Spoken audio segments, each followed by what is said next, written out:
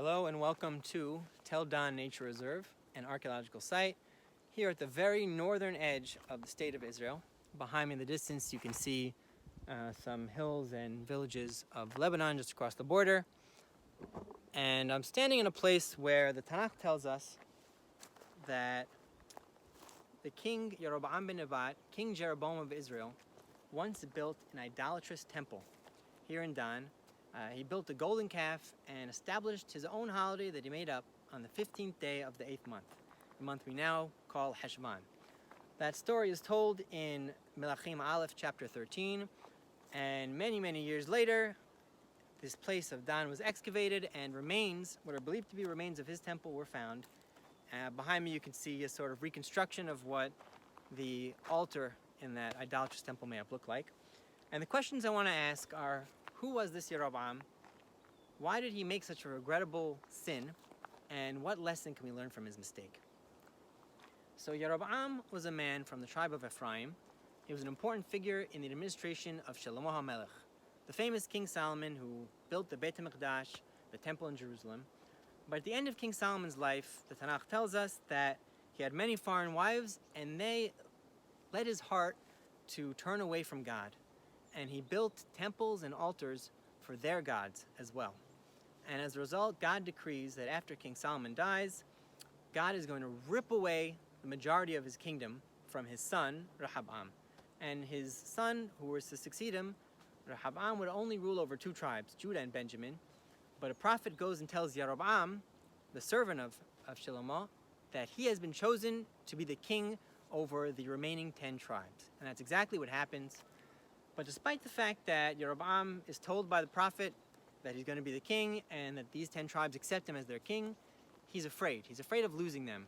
He's afraid that if he allows his subjects to travel to Jerusalem, which was still the capital of the rival kingdom in the south, that they're going to abandon him.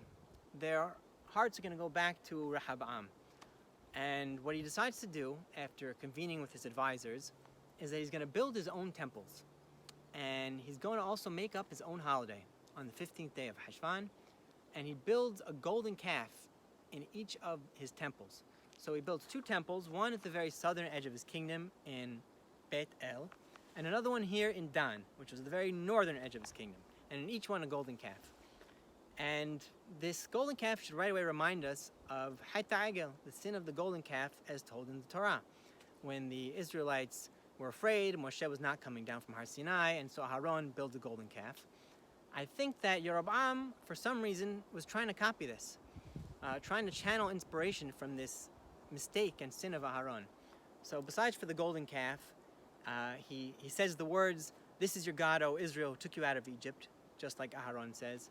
He makes up his own holiday, just like Aaron did, because Aaron said, "Hag l'Adonai mahar," a holiday for God tomorrow, after he built the calf. Jeroboam decides to make himself a Kohen, even though he wasn't from the tribe of Levi, he wasn't a descendant of Aaron. He wants to copy Aaron.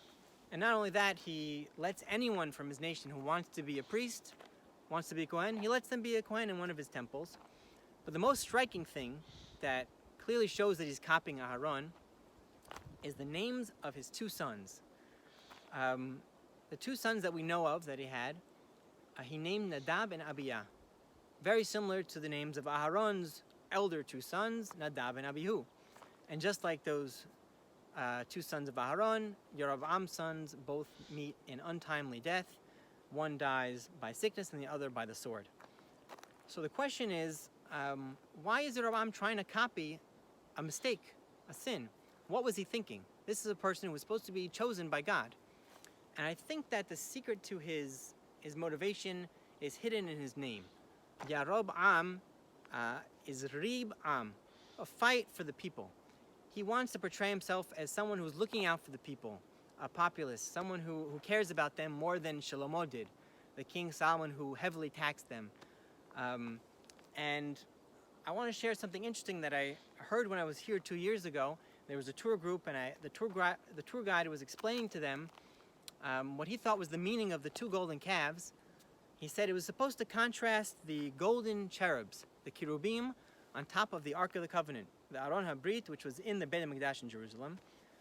Between those two cherubs, the Shekhinah, the divine presence dwelt, and the Torah says it was from between the two cherubim that God always spoke to Moshe. But Jeroboam was trying to reform things.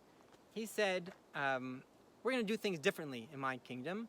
Instead of God being locked away in the Holy of Holies, inaccessible to the masses, no one can have a real intimate relationship with him if he's locked away. He said, here, the golden calves are on each edge of my kingdom, and the divine presence is in between them, meaning it fills my entire kingdom.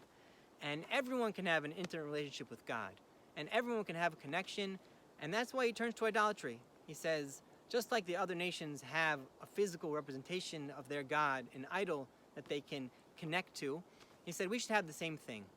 And perhaps he believed that he was somehow correcting the wrongs in the days of King Solomon. He thought that the Israelites were drawn to worship other gods because they had idols. They had something physical they could connect to. So he said we should have the same thing, and at least they'll be worshiping our God and not some other God. But of course this was a grave error, and the same prophet who told Jeroboam that you were going to be king, the same prophet who was Ahya Shiloni, told him that God is disappointed in you, and because of your sin, your dynasty will be cut short, and eventually the kingdom of Israel will be destroyed because of the sin that you started, and the inhabitants of Israel will be sent into exile. So the 15th of Marheshvan, of course, we obviously don't do anything to commemorate that day. It's a holiday that thankfully is no longer practiced. But interestingly, the 15th of Marheshvan always falls out around the time that we read Parashat Lech Lecha. And in Lech Lecha, the two places where there were temples, where there were golden calves, Bet El and Dan, they're both mentioned in Lech Lecha. Bet El is when Abraham reaches the land of Canaan, he builds an altar in Bet El. And later in the parasha, when Abraham goes out to save his nephew Lot, it says he chases his enemies until here, until Dan. Vayirdof ad Dan. So the message that I think we ought to learn from the mistake of Jeroboam is that sometimes we have a choice between what is right versus something that is wrong but popular or perhaps easier. Jeroboam decided to copy the worship of other nations, but with it, Israel adopted also their immoral behavior, and they went further and further down the path of sin.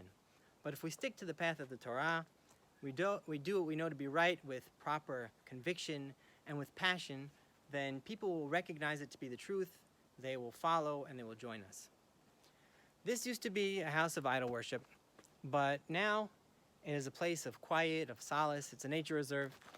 And our rabbis instituted a special blessing when we come across a spot which used to be a place of idol worship, but the idols have since been uprooted. So I will now recite that blessing. Baruch atah Adonai Eloheinu melech haolam she'akar avodah zara me'arsenu. Thanks for watching.